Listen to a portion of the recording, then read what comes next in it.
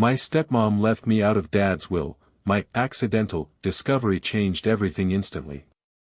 The air in the opulent, yet oddly sterile, drawing room hung heavy, thick with unspoken triumph and thinly veiled schadenfreude. Dust motes danced in the slivers of sunlight that pierced the heavy velvet drapes, illuminating the hushed tension that permeated every corner. The scent of old money, polished wood, and a faint, cloying perfume, Seraphina's signature, seemed to cling to the very fabric of the room. Seraphina Vance, his stepmother, a woman whose every gesture was a calculated display of power, adjusted the silken scarf around her neck, a movement that drew attention to the pearls gleaming at her throat. Her eyes, the color of a winter sky, gleamed with an almost predatory satisfaction as she surveyed the assembled gathering.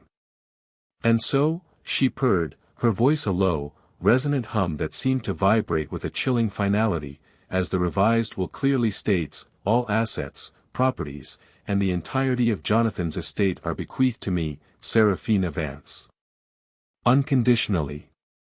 Her gaze, sharp and cold, like shards of ice, settled on Silas. He sat across from her, a quiet observer amidst the hushed gathering of estate lawyers and a few distant relatives. The uncomfortable shifts in the leather chairs, the clearing of throats, the nervous glances exchanged among the periphery of the room, all signaled the shock rippling through the small assembly. His hands rested calmly on his lap, his posture relaxed, almost too relaxed for a young man who had just heard his world irrevocably altered. His expression, he knew, was unreadable, a carefully constructed facade of passive acceptance, a placid mask that betrayed nothing of the intricate turmoil within. Inside, however, a complex machinery of thought whirred with precise, calculated intent, analyzing every nuance of the scene unfolding before him. Seraphina's lips curved into a subtle, almost imperceptible smirk. She expected tears, a dramatic outburst of outrage, perhaps even a desperate plea for mercy. She anticipated the meek surrender of a young man stripped of his inheritance, a son disinherited by a will that felt, to everyone in the room, like a cruel cosmic joke. But all she saw was stillness, a quiet, unnerving calm that she perhaps mistook for defeat. Silas, my dear, she continued, her tone dripping with mock sympathy, each word a carefully honed barb, he knew this must be difficult for him. But his father, in his final days, made his wishes abundantly clear. He wanted a clean slate, a future secured for his legacy. And Silas, well, he always was a free spirit, wasn't he? Not one for the constraints of wealth. The implication was clear, cutting, and designed to wound. He was a liability, a burden, cast aside for her grand design. The lawyers, their faces professional masks of neutrality, shifted uncomfortably, their pens scratching softly on legal pads. Even they couldn't entirely suppress the surprise that had rippled through the room when the new will, executed just weeks before his father's sudden passing, had been read aloud. It was a complete and baffling departure from the previous, long-standing will that had meticulously divided the estate between Seraphina and Silas, with a significant, indeed substantial, portion dedicated to his father's beloved antique collection and a robust research foundation. This new document, however, was a clean sweep, a legal broom that had swept Silas entirely out of the picture. A distant cousin, Clara, a kind woman with perpetually worried eyes, cleared her throat nervously, her gaze flitting between Silas and Seraphina. Seraphina, she ventured, her voice a hesitant whisper, are you certain this is exactly what Jonathan intended? Silas and his father were inseparable. Their shared passion for history, for those ancient manuscripts. Clara's words trailed off, sensing the danger of her interjection. Seraphina cut her off with a dismissive wave of her hand, adorned with a large emerald ring. Jonathan's passions evolved, Clara. He saw the practicalities. Silas has his own path, his own, unique interests. He'll be just fine. Her eyes returned to Silas, probing, seeking a crack in his composure, a sign of the despair she so desperately craved to witness. She wanted to savor his defeat, to witness the crumbling of his world, the collapse of his future. But he offered her nothing. His gaze was steady, meeting hers without flinching, a quiet challenge in his unblinking stare.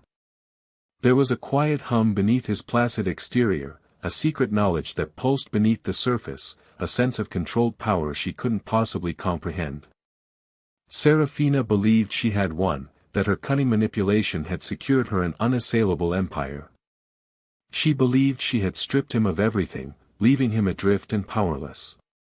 What she didn't know was that the true value of his father's legacy wasn't found in bank accounts or property deeds, but in the quiet whispers of history, in the forgotten corners of his study, and in the sharp, observant mind she had so foolishly underestimated. She had given him a small, sentimental token, a mere trifle in her eyes, as a final, magnanimous gesture, a crumb from her opulent table. That trifle would change everything. The game, as they say, had only just begun, and Silas, the quiet scholar, was about to become the unexpected player. To understand that moment in the drawing room, the profound stillness Silas exhibited, one must first understand the years that led to it, the intricate tapestry woven from love, ambition, and quiet deception. His father, Jonathan Vance, was a man of profound intellect and gentle spirit, a renowned historian and collector whose life revolved around the pursuit of knowledge and the quiet beauty of ancient artifacts. He possessed an almost monastic dedication to his craft, finding solace and truth in the silent testimony of the past. From Silas's earliest memories, his father's study, filled with the scent of aged paper, polished wood, and the faint, metallic tang of old ink, was his sanctuary, their shared universe. They spent countless hours there, poring over ancient texts, discussing obscure historical theories, and meticulously restoring fragile fragments of the past.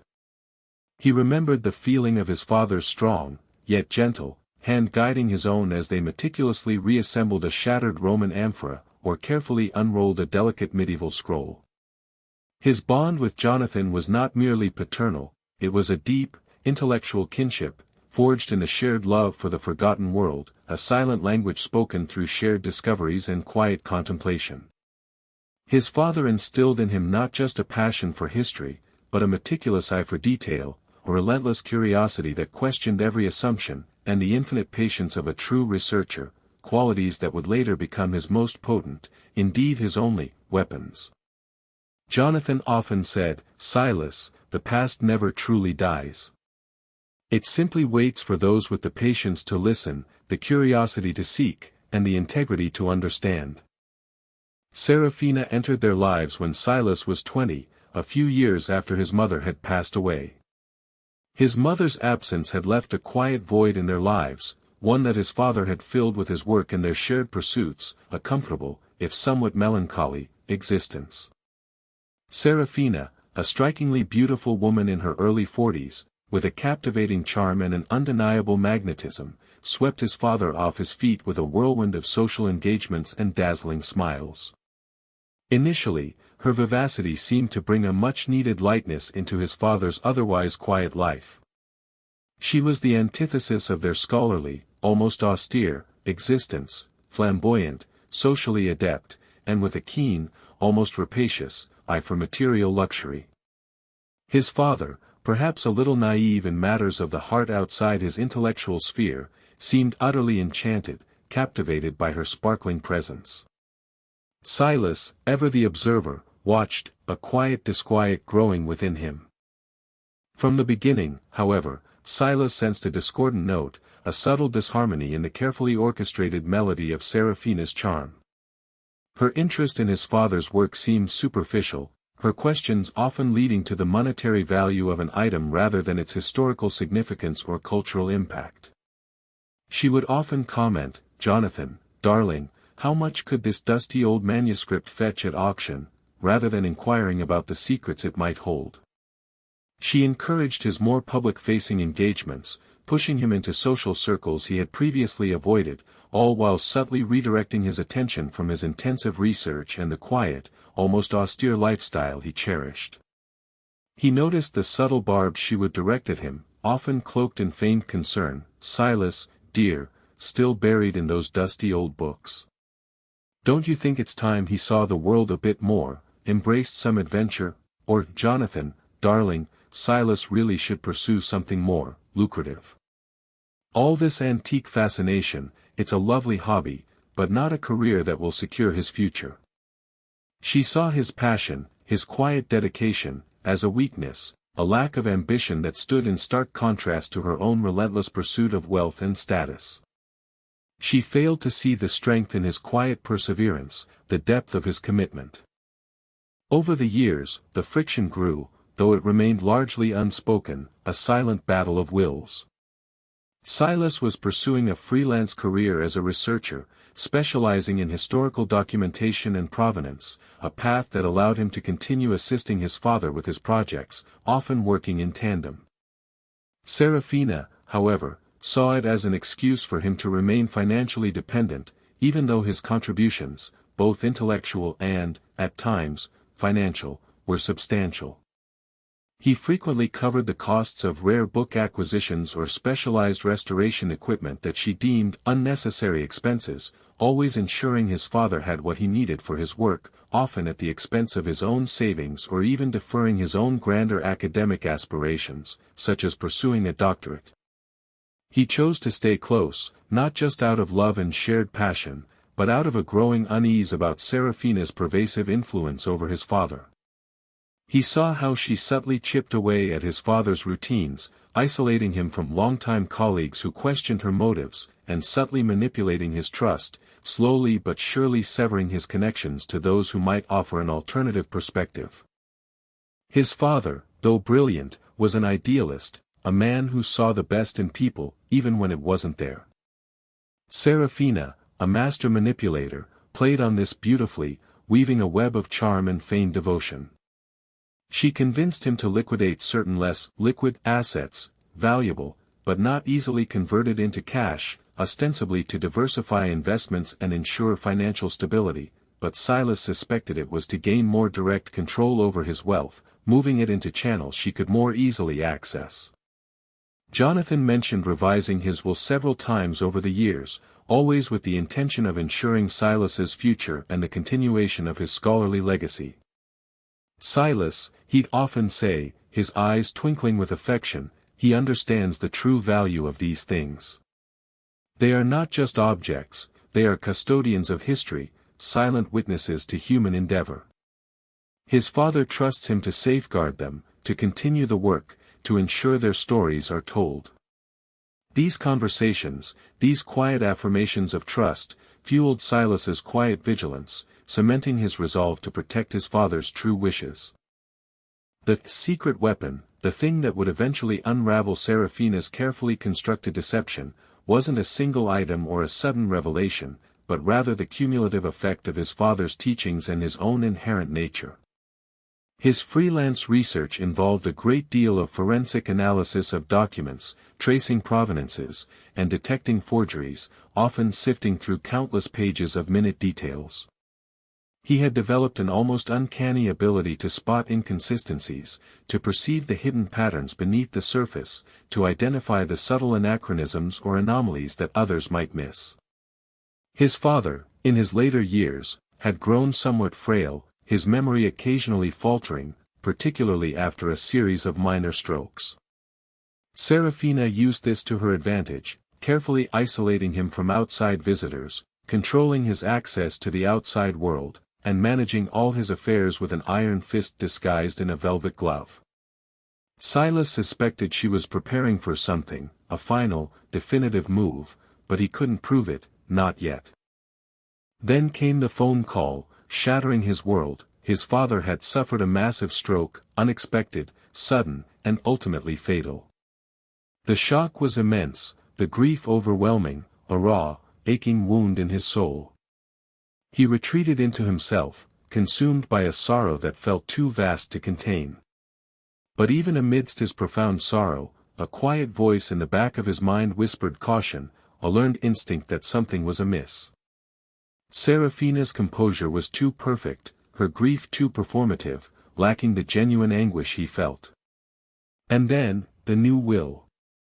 It was presented barely a week after his father's funeral, a document supposedly signed just 3 weeks before his death, disinheriting Silas completely. The lawyers, whom Seraphina had personally engaged, were unfamiliar to him, unlike the long-standing, trusted firm his father had used for decades. The signatures seemed to match, meticulously reproduced, but something felt off. It was too neat, too absolute, too unlike his father's generous and thoughtful nature. His father, even in his frailty, was methodical, a man who valued fairness and loyalty above all else.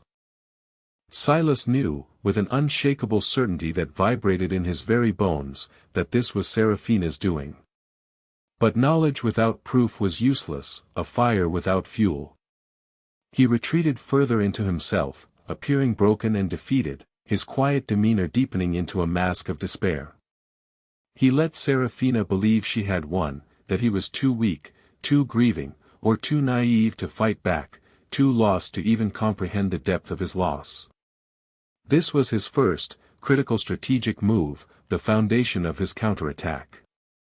He needed to observe, to listen, to wait for her to overplay her hand, to make a mistake born of arrogance. And in his father's study, amidst the silent guardians of his life's work, lay the key.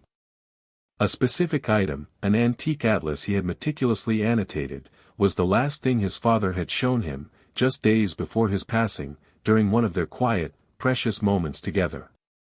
His father had pointed to a specific inscription, a series of seemingly random numbers and letters, barely visible to the untrained eye, and smiled enigmatically, a knowing glint in his tired eyes. "Remember, Silas," his father had said, his voice soft but clear, "the most valuable truths are often hidden in plain sight, in the places others deem worthless." Seraphina had dismissed the atlas as a dusty old book, of no significant monetary value compared to the rare manuscripts and paintings that lined the other shelves. She had no idea that in his final, clear moments, his father had given him a hidden message, a clue to her treachery, and the location of his true legacy. His accidental discovery would not be a mere stroke of luck, but the culmination of years of quiet observation, a lifetime of his father's lessons, and the meticulous application of his research skills. His apparent defeat was a performance, meticulously crafted to lull Seraphina into a false sense of security, to disarm her with the illusion of his broken spirit. After the will reading, he withdrew, ostensibly to grieve in private. He spoke little, spent his days in quiet contemplation, and offered no resistance to Seraphina's increasingly aggressive takeover of the estate. He allowed her to believe she had crushed him. She interpreted his silence as despair, his calm as impotence, his quiet solitude as a sign of his utter collapse. "Poor Silas," she would tell mutual acquaintances, her voice dripping with condescending pity, "he's utterly lost without his father. He was so dependent, so fragile without Jonathan's guidance." She delighted in spreading this narrative, cementing her image as the strong, capable inheritor while painting him as a passive, helpless victim, easily manipulated and dismissed. This narrative, carefully constructed by Seraphina herself, was exactly what Silas needed. It made him invisible, harmless. His father's study, his sanctuary and his own, became the first battleground, a symbolic ground zero. Seraphina, with her penchant for modern ostentation, intended to convert it into a modern media room, a sacrilege that made Silas's blood run cold, an insult to his father's memory. Before she could desecrate it with glaring screens and plush, inappropriate furniture, he approached her, feigning a melancholic plea, his voice carefully modulated to convey a sense of quiet desperation. "Seraphina," he began, his voice quiet, almost mournful. He knew she was making changes, and he respected that. But, could he just have one thing from his father's study? Something small, sentimental, that wouldn't be missed. Just a remembrance, a single tangible link to his father. She looked at him, a flicker of suspicion in her eyes, quickly replaced by a smug condescension, a dismissive wave of her hand. "Oh, Silas. Still clinging to the past? Very well. As a gesture of goodwill. Choose wisely, though. She wouldn't have him taking anything of real value. She motioned vaguely towards the floor-to-ceiling shelves packed with books. Anything he wanted, as long as it wasn't on the appraisal list, not a first edition or a valuable manuscript. She expected him to pick a faded photograph, a worn fountain pen, a small, inconsequential trinket. He offered a faint, almost imperceptible smile. Thank her, Seraphina. Her generosity was noted. He went straight for the antique atlas, his movements deliberate, unhurried, as if simply browsing. It was a rather large, leather-bound volume, somewhat worn at the edges, its pages yellowed with age, and certainly not a showpiece like some of his father's more valuable first editions or illuminated manuscripts. To Seraphina, engrossed in her plans for redecoration, it was just another, dusty old book, utterly worthless in her eyes compared to the glittering baubles of wealth. To Silas, it was a map to the truth, a silent promise from his father. He carried it out, his heart thumping a quiet rhythm of anticipation, a counterpoint to the chaos of the movers. Seraphina merely waved him off, already busy directing movers to reconfigure the furniture in the main hall, her mind miles away from the sentimental trifle Silas had chosen.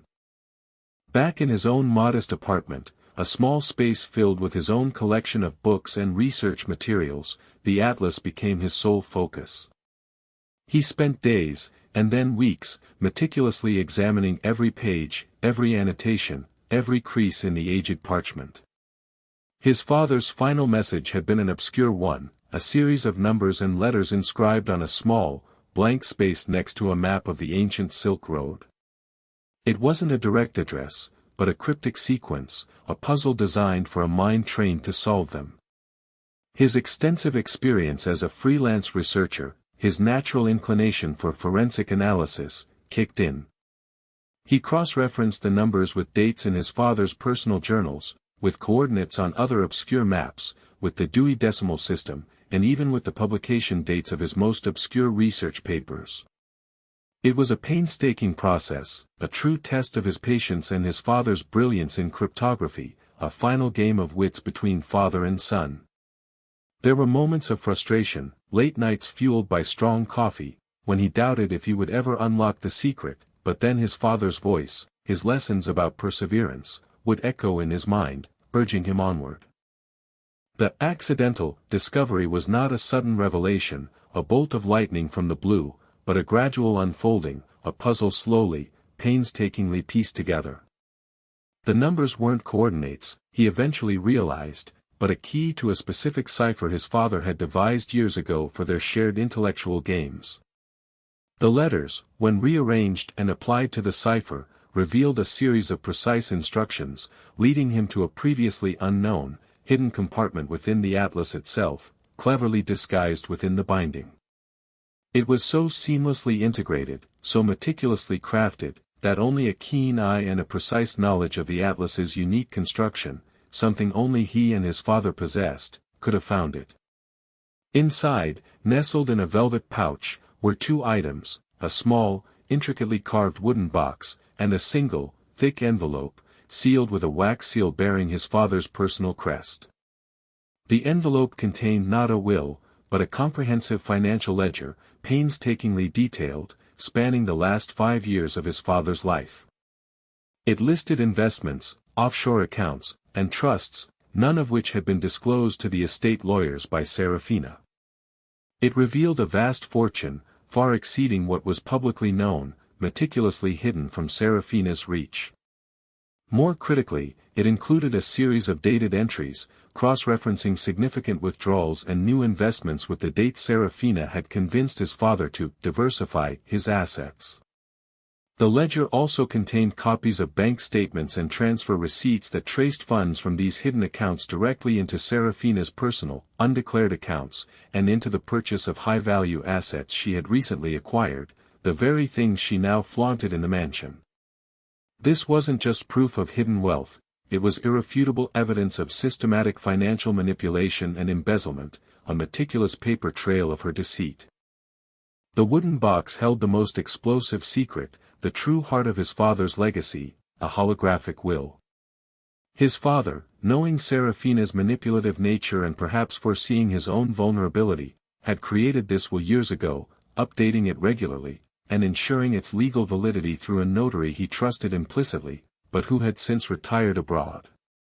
This will explicitly bequeathed the bulk of his estate, including the vast hidden fortune detailed in the ledger, to Silas, with provisions for the establishment of a substantial foundation in his name for historical research and preservation. It detailed how Seraphina was to receive a comfortable, but not exorbitant, annuity, contingent on her not contesting this true will and acting with honesty. Crucially, it stated that if she attempted to manipulate his estate, commit fraud, or disinherit him, she would receive nothing, and all her previous gifts from him would be considered loans, repayable to the estate with interest. It was a masterpiece of foresight, a legal trap designed by a man who, though gentle and idealistic, was far from foolish or easily deceived. He had seen Seraphina for what she was, and had prepared for this moment with chilling precision. Silas didn't rush. He spent weeks validating every detail, cross-referencing bank codes, tracing every transaction to its source, verifying the holographic will's authenticity with an independent legal expert specializing in estate law, one who had no ties to Seraphina's new, suspect lawyers. He built an ironclad case, gathering every scrap of evidence, compiling it into a meticulously organized dossier, bound in a slim, unassuming leather brief. While Seraphina paraded her new wealth, redecorating the house in her ostentatious style, and selling off pieces of his father's lesser collections that she deemed unfashionable or clutter, Silas was quietly assembling her undoing. Her arrogance grew with each passing day, making her bolder, sloppier, more oblivious to the subtle undercurrents around her.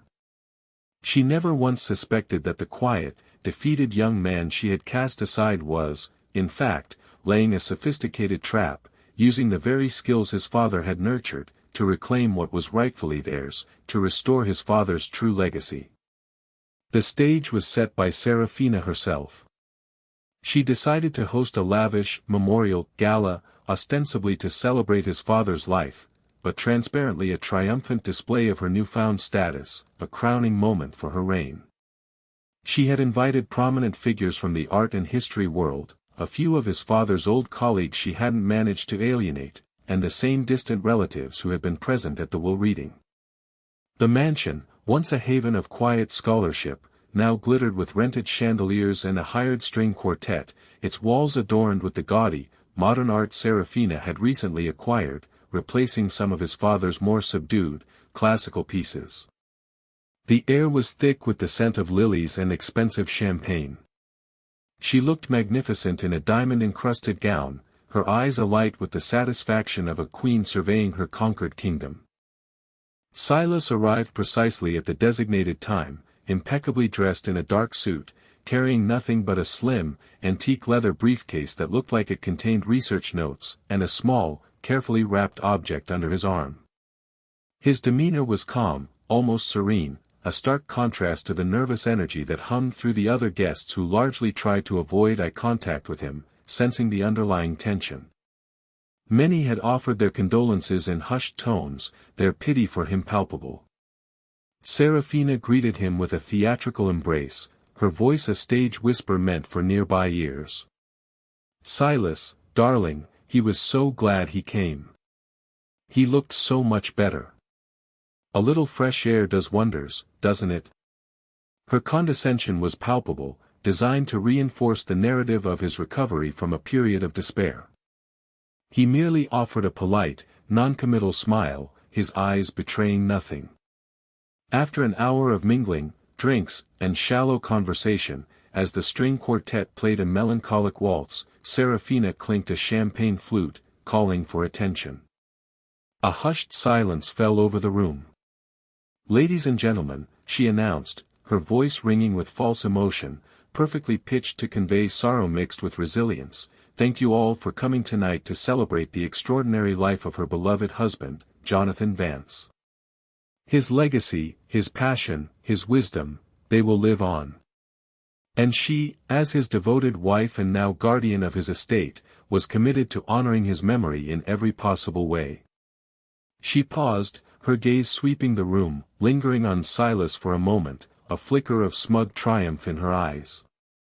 It wasn't an easy transition, of course, but with the help of excellent legal counsel and her own unwavering dedication, they were ensuring Jonathan's true wishes were fulfilled. She was subtly asserting her authority, solidifying her claim to the wealth and dismissing any lingering doubts anyone might harbor. As she prepared to raise her glass in a toast, a triumphant smile beginning to form on her lips, Silas stepped forward, his movements deliberate, his voice quiet but clear, cutting through the murmuring crowd with unexpected force.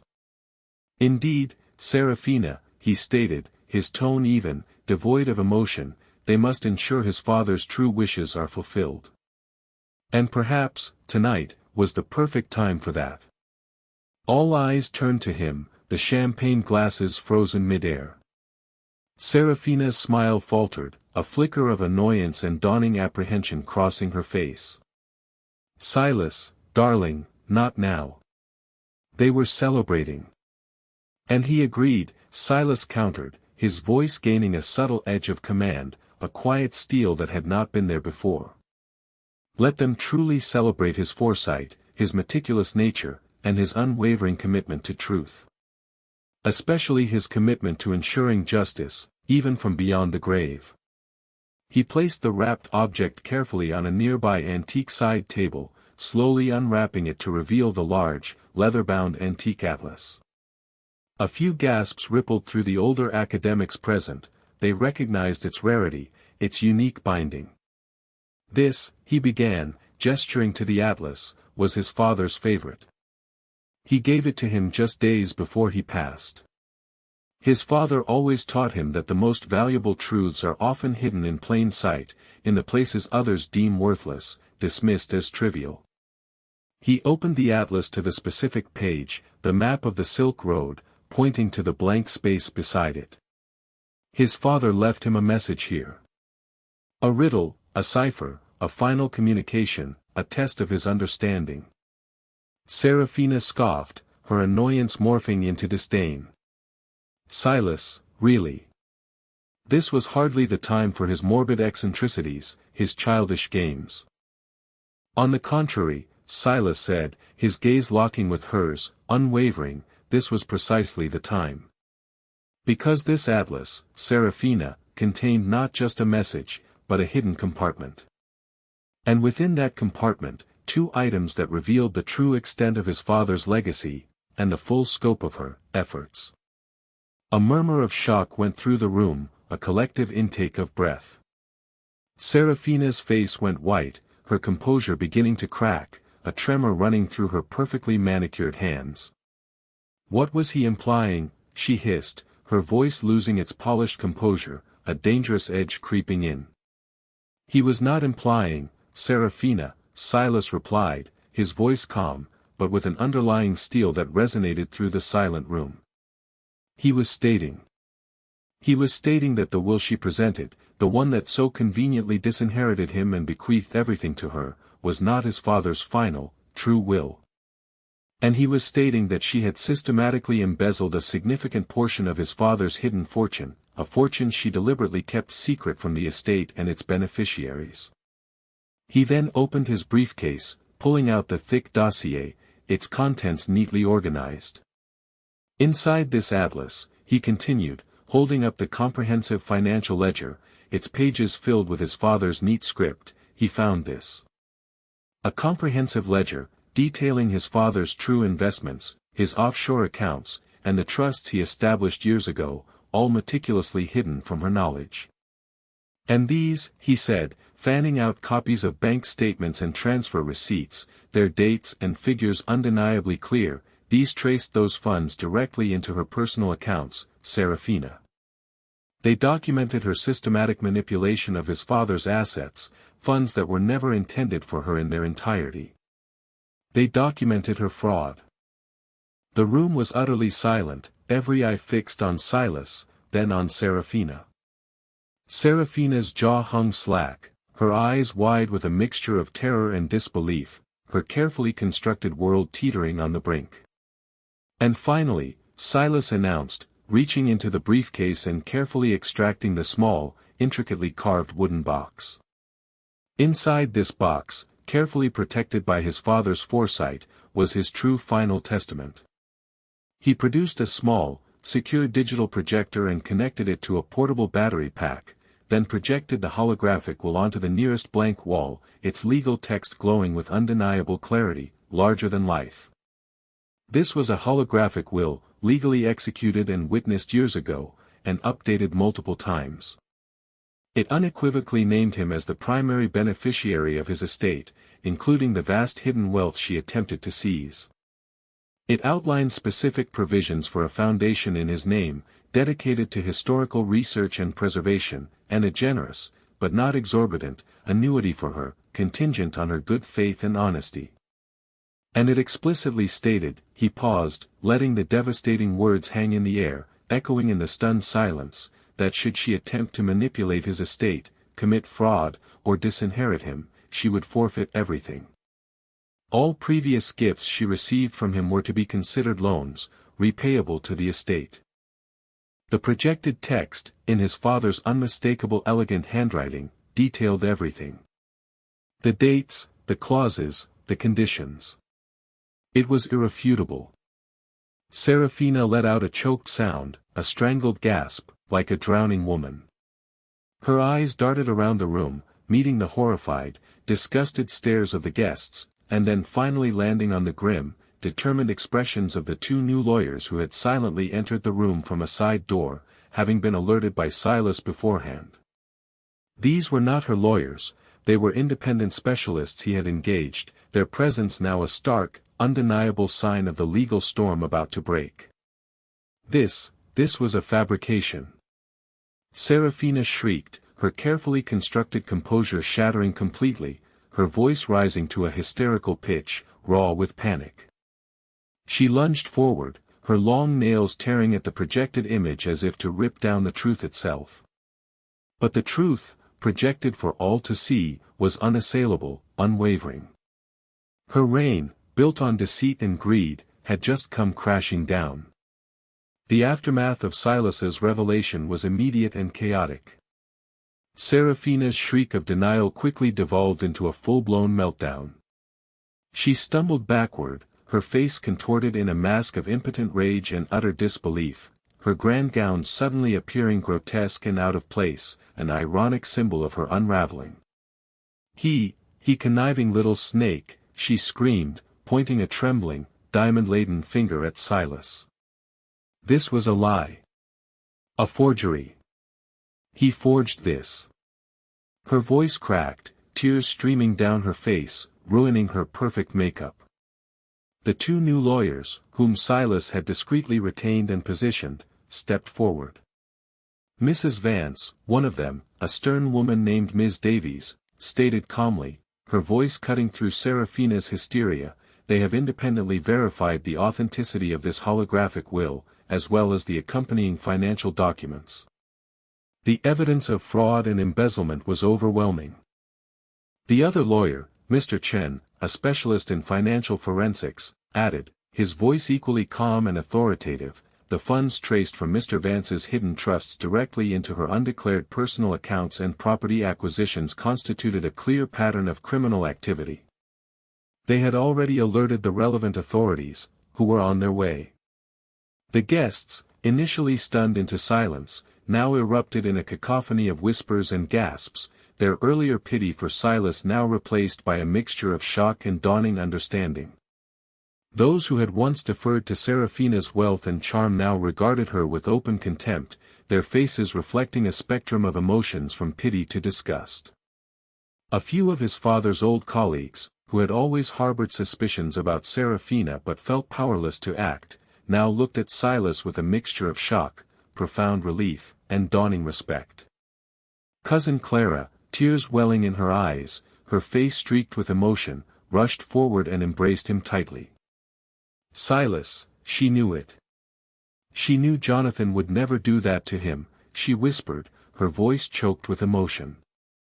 Seraphina, seeing her entire world unraveling before her very eyes, made a desperate lunge for the antique atlas, clearly intending to destroy the evidence, to obliterate the source of her downfall. But Silas was quicker, his hand closing protectively over the ancient volume, pulling it out of her reach.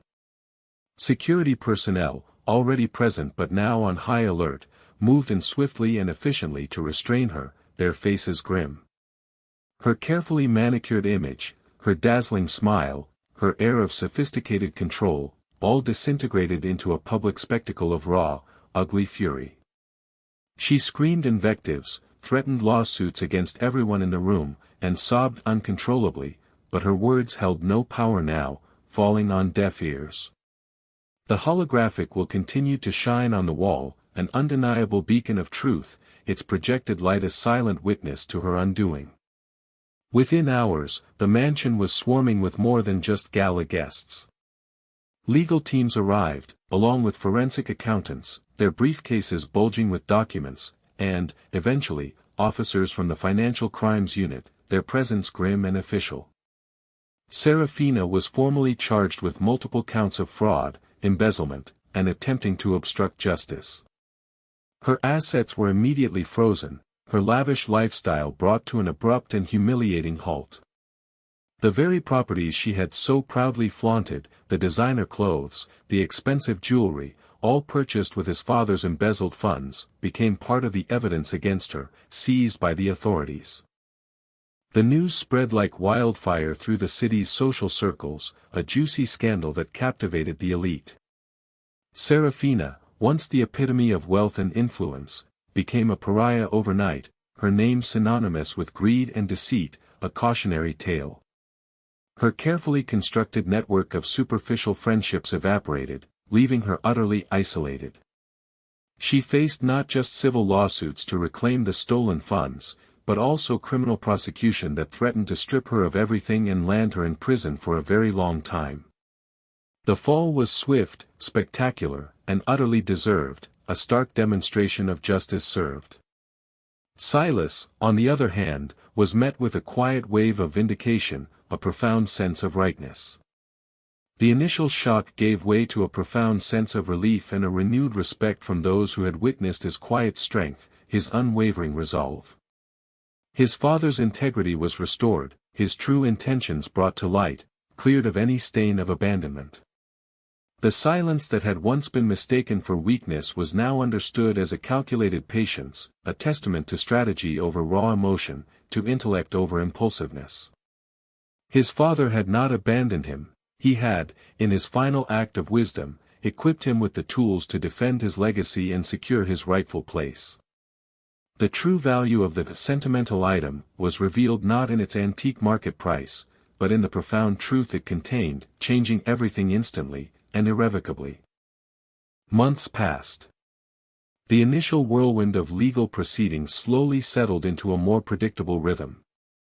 Seraphina's legal battles were arduous and protracted, her lawyers fighting desperately, but ultimately futile. The evidence Silas had meticulously gathered, coupled with the undeniable validity of the holographic will and the documented financial fraud, left her with no recourse, no avenue for escape. She was found guilty on several counts, ordered to repay massive sums to the estate, and eventually faced a significant prison sentence, a just recompense for her avarice.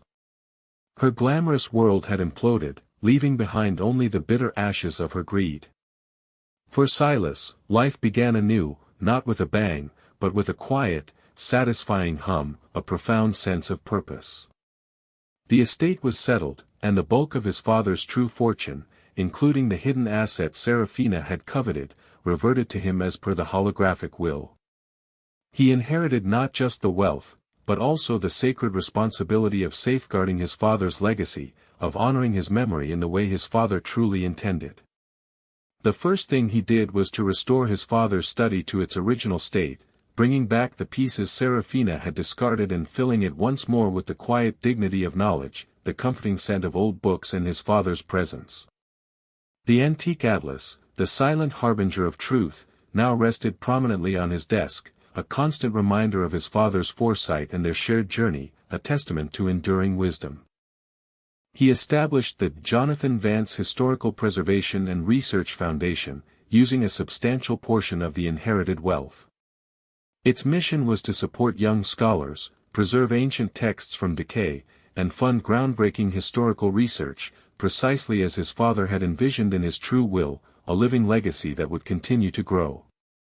He continued his own freelance research, now with ample resources, dedicating himself to projects that truly resonated with his passions, unburdened by financial constraints. The heavy weight of injustice had lifted, replaced by a profound sense of peace and purpose, a quiet satisfaction that resonated deep within him. He was not just his father's son, he was the custodian of his truest ideals, the torchbearer of his intellectual spirit. His relationship with his extended family, particularly with cousin Clara, deepened. They saw him not as the quiet, sometimes overlooked academic, but as someone who possessed a quiet strength, an unyielding integrity, and a strategic mind capable of navigating the most treacherous waters. He had navigated a treacherous landscape not through brute force or emotional outburst, but through patience, intelligence, and a deep, unwavering understanding of truth. The experience taught him a profound lesson. Life often presents challenges cloaked in betrayal and injustice, designed to test one's resolve. It is easy to succumb to anger, to react impulsively, or to wallow in despair when faced with such an onslaught. But true power often lies not in overt displays of emotion or immediate confrontation, but in quiet observation, meticulous preparation, and the unwavering belief in one's own truth. The greatest treasures are frequently hidden in plain sight, dismissed by those who only seek superficial value, those too blind to see beyond the surface. Sometimes, the path to justice is long and requires a calm, steady hand, an analytical mind, and the courage to reveal uncomfortable truths, no matter how painful. It is a testament to the enduring power of knowledge, the quiet strength of resilience, and the ultimate triumph of integrity over the fleeting allure of greed. The true inheritance is not just financial wealth, but the wisdom gained from overcoming adversity, and the peace found in living a life aligned with one's deepest values. And there you have it, a story of quiet vengeance, hidden truths, and the ultimate triumph of justice. It reminds us that sometimes, the most dangerous opponents are those who underestimate us, and the most powerful weapons are often found within ourselves, honed by experience and observation. If you found Silas's journey compelling, and if this tale of injustice turned on its head resonated with you, then you'll find many more stories like it right here on our channel. We delve into real-life dramas, lessons learned, and moments where true character shines through. Make sure to hit that subscribe button and ring the notification bell so you never miss another empowering story like this one. Now, we want to hear from you. Have you ever faced such blatant ingratitude or manipulation from someone you trusted? Or perhaps, have you witnessed a situation where someone was underestimated, only to reveal a hidden strength that changed everything? Share your thoughts and experiences in the comments below. Your stories inspire us all.